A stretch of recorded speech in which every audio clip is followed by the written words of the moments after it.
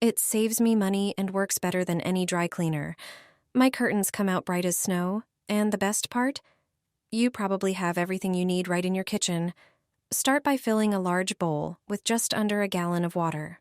To get amazing results, we're blending a few easy tricks into one super soak. First, add 3 tablespoons of salt. It's great for lifting stains and restoring that bright white color.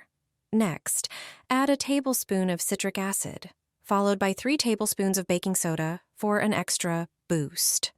Then, stir in a tablespoon of baking powder. And here's the surprise ingredient. Drop in 2 aspirin tablets. Yep, aspirin. It works wonders. Let your curtains soak in this mixture for about 2 hours. After that, just toss them into the washing machine and run your usual cycle. Since the fabric is already pre-treated, there's no deep scrubbing needed, and the results? Fresh, bright, and beautifully clean curtains. Honestly, it works better than bleach.